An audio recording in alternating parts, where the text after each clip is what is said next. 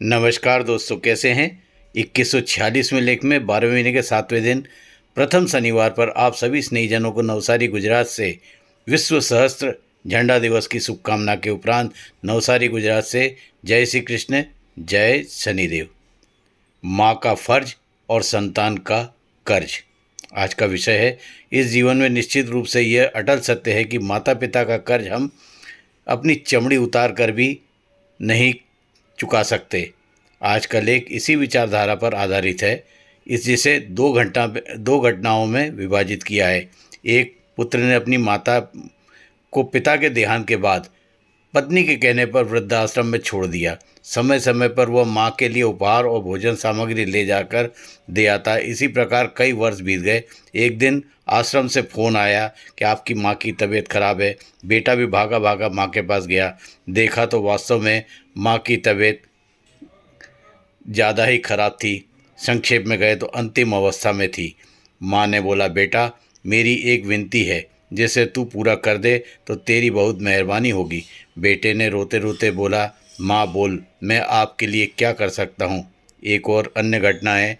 एक दिन रमेश ऑफिस से आते ही उदास बैठा था। तभी पत्नी बोली, क्यों, क्या बात है। उसने बोला, ऑफिस में माँ का फ़ोन आया था, वह बहुत दुखी थी। पत्नी बोली, खबरदार जो यहाँ ले आए। अभी उनका भाई के यहाँ 3 महीने रहने का और समय बाकी है। पत्नी के कार्यालय जाते ही नीचे का कमरा जो स्टोर रूम में था साफ करा, पलंग बिछाया और पति माँ को लेकर आ भी गया। पत्नी ने आते ही नीचे के कमरे का सामान बाहर देखा तो पूछा, यह सामान क्यों बाहर निकाला है। पति ने कहा, मेरा मन नहीं माना, मैं माँ को अपने घर ले ही आया। पत्नी भड़क गई, तुम अभी अभी अपनी माँ को भाई साहब के यहाँ छोड़ कर आओ। ऐसा नहीं करोगे तो मैं अपनी माँ के पास चली जाऊँगी। अभी वह अपना वाक्य पूरा भी नहीं कर पाई थी, तभी नीचे वाले कमरे से आवाज़ आई, मनीषा बेटा, तेरे को मेरे पास आने की ज़रूरत नहीं, मैं ही तेरे पास आ गई हूँ।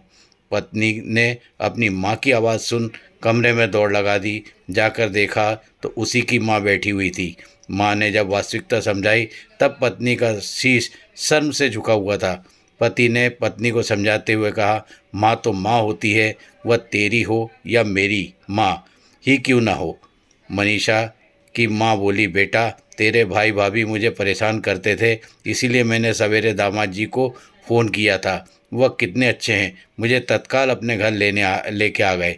दोस्तों, अगर लड़की विवाह के पश्चात जितना अपने माँ बाप से प्रेम करती है उतना ही सास ससुर से करे तो दुनिया की किसी भी कोने में कहीं भी वृद्धाश्रम की कोई आवश्यकता नहीं रह होगी।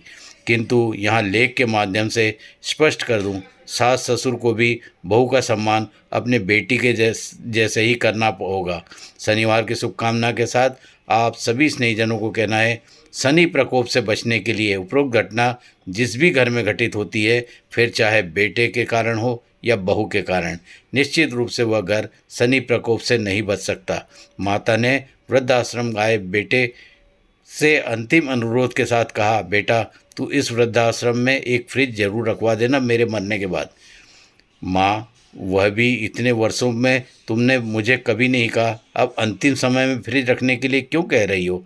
तब बहुत ही विचारणीय व अनुकरणीय शब्दों में माँ ने कहा था, बेटा अनेकों बार सवेरे का वासी भोजन रात्रि में वृद्धाश्रम के लोग खाते हैं।